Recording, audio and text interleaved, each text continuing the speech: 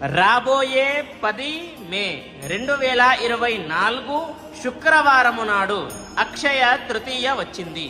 ఆ రోజున మనము ఏం చేయాలి, ఆ రోజును ఎలా ఉపయోగించుకోవాలి?